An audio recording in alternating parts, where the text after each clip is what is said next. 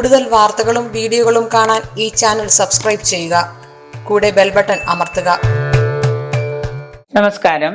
ശനിദോഷം അകലാൻ ശനിയാഴ്ച വ്രതം എങ്ങനെയാണ് നോൽക്കേണ്ടത്? ആളുകളോട് ശനിയാഴ്ച വ്രതം എടുക്കണമെന്ന് പറയുമ്പോൾ പലരും സംശയം വിളിച്ച് ചോദിക്കുന്ന തലേ ദിവസം ഒരിക്കൽ എടുക്കണോ, പിറ്റേ ദിവസം ഒരിക്കൽ എടുക്കണോ, ശനിയാഴ്ച വ്രതം എങ്ങനെയാണ് എടുക്കേണ്ടത്, എങ്ങനെയാണ് അവസാനിപ്പിക്കേണ്ടത്, ഇതൊക്കെയാണ് എല്ലാവരുടെയും ചോദ്യങ്ങൾ. ശനിദോഷ പരിഹാരത്തിന് ഏറ്റവും ഉത്തമം ശനിയാഴ്ച വ്രതം തന്നെയാണ്. തലേന്നൊരിക്കൽ ഉച്ചയൂണ് മാത്രം, അതായത് വെള്ളിയാഴ്ച ദിവസം തലേന്നൊരിക്കൽ ഉച്ചയൂണ് മാത്രം കഴിച്ച് ആയിരിക്കണം നമ്മൾ തുടങ്ങേണ്ടത്. വെള്ളിയാഴ്ച രാത്രി നമ്മൾ അരിയാഹാരം കഴിക്കാതിരിക്കുക. വ്രത ദിവസം പ്രഭാതത്തിൽ കുളിച്ച് ശിവക്ഷേത്ര ദർശനം അല്ലെങ്കിൽ ശാസ്താക്ഷേത്ര ദർശനം. ഇപ്പൊ ചിലവർക്ക് ശാസ്താവിന്റെ അമ്പലം, അയ്യപ്പന്റെ അമ്പലം അടുത്തുണ്ടാവില്ല, ചിലവർക്ക് ശിവന്റെ അമ്പലം ഉണ്ടാവുള്ളൂ പോയി വരാവുന്ന ദൂരത്തില്. അപ്പോൾ ശാസ്താക്ഷേത്രത്തിൽ പോകാൻ പറ്റുന്നില്ലെങ്കിൽ ശിവക്ഷേത്രത്തിൽ പോവാ. ഇനി ശിവനും ശാസ്താവും അടുത്തില്ല, ഹനുമത് ക്ഷേത്രമേ ഉള്ളൂ എങ്കിൽ ഹനുമാന്റെ ക്ഷേത്രത്തിൽ പോവാം. അങ്ങനെ പോയിട്ട് പ്രഭാതത്തിൽ കുളിച്ച് ഈ 3 ക്ഷേത്രങ്ങളിൽ എവിടെയെങ്കിലും ദർശനം നടത്തി യഥാവിധി വഴിപാടുകൾ, ശാസ്താക്ഷേത്രത്തിലാണെങ്കിൽ ശാസ്താവിന് നീരാഞ്ജനം, ഭസ്മാഭിഷേകം, പനിനീരഭിഷേകം, അങ്ങനെ എന്തും നടത്താം. ഹനുമാനാണെങ്കിൽ വെറ്റിലമാല, വടമാല, ഇതുപോലെയുള്ള വഴിപാടുകൾ അത് ചെയ്യാം. കുങ്കുമാർച്ചന. ശിവന്റെ അമ്പലത്തിലാണെങ്കിൽ ധാര, കൂവളമാല, കൂവളാർച്ചന, വില്ല് ദളം കൊണ്ട് അർച്ചന, ഇങ്ങനെയൊക്കെ നടത്തി യഥാവിധി വഴിപാടുകൾ, നിങ്ങളുടെ നാളും പേരും പറഞ്ഞ വഴിപാടുകൾ, പുഷ്പാഞ്ജലിയൊക്കെ നടത്തി പ്രാർത്ഥിക്കണം.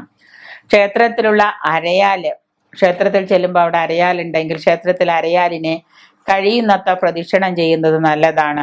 3, 7, 9 എന്ന കണക്കില് അരയാലിനെ പ്രദക്ഷിണം ചെയ്യുക. ശനി മന്ത്രങ്ങളോ ശാസ്താഭജനങ്ങളോ ചെയ്യുക. നീലാഞ്ജനം, സമാഭാസം, രവിപുത്രം, യമാഗ്രജം, ഛായമാത്താണ്ട സംഭൂതം, ശംശനേശ്വരി നമാമഹം എന്ന് പറയുന്ന ശനീശ്വര മന്ത്രം നമ്മൾ ചെയ്യുക. ശാസ്താഭജനം അമ്പലത്തിൽ ചെന്ന് തൊഴുതിട്ട് അവിടെ നിന്നുകൊണ്ട് തന്നെ ശാസ്താഭജനം നമ്മൾ പാരായണം ചെയ്യുക. അന്നദാന ധർമ്മം, അന്നദാനം 1, 2 പേർക്കെങ്കിലും നമ്മളെ കൊണ്ടാവുന്ന തരത്തിൽ ആർക്കെങ്കിലൊക്കെ അന്നദാനം ചെയ്യാം.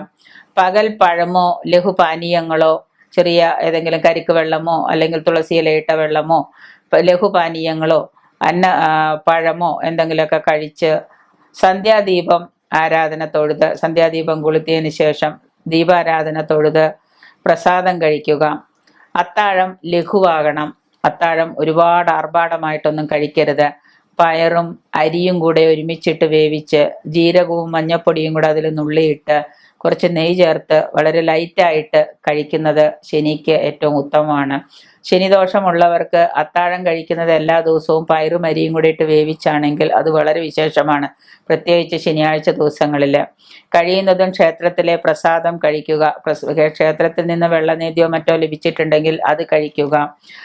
ഇപ്പോൾ കോവിഡ് കാരണം അമ്പലത്തിലോ ക്ഷേത്രത്തിൽ പോകാൻ പറ്റാത്തതുകൊണ്ട് നമ്മൾ ഈ പറയുന്ന കാര്യങ്ങളൊക്കെ വീട്ടിൽ തന്നെ ചെയ്യാം.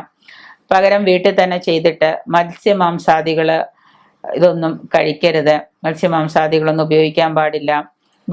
മൈഥുനവും, ഭാര്യയോടുകൂടി ചേർന്നുള്ള അന്ന് രാത്രിയിലുള്ള മൈഥുനവും ഒഴിവാക്കുന്നത്, ശനിയാഴ്ച ദിവസം ഒഴിവാക്കുന്നത് നല്ലതാണ്. പകൽ മുഴുവനും ഭക്ഷണം കഴിക്കാതെ വ്രതമെടുത്ത് രാത്രിയാവുമ്പോൾ ഭാര്യയോടുകൂടിയുള്ള സഹശയനം നിങ്ങൾ ചെയ്താൽ വ്രതത്തിന്റെ ബലം പോയി.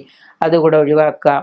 മൗനവ്രതം ആചരിക്കുന്നത് നല്ലതാണ്. അന്നേ ദിവസം ഈ ശനിയാഴ്ച വ്രതം എടുക്കുന്ന ദിവസം കഴിയുന്നത്ര മൗനവ്രതം ആചരിക്കുക. പകല് സാധിക്കുന്നില്ല, സന്ധ്യയ്ക്ക് ശേഷം അന്ന് രാത്രി മുഴുവൻ മൗനവ്രതം ആചരിക്കുക.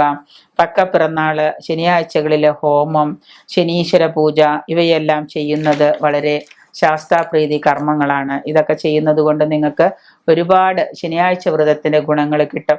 ഇങ്ങനെയൊക്കെ നിങ്ങൾ ശനിയാഴ്ച വ്രതം എടുത്തു കഴിഞ്ഞാൽ കണ്ടകശനി, അഷ്ടമശനി, 7ര ശനി ദോഷങ്ങൾ മാറുകയും ശനിദോഷങ്ങൾ അകന്ന് നിങ്ങൾക്ക് കൂടുതൽ ഗുണഗണങ്ങൾ സംഭവിക്കുകയും ചെയ്യും.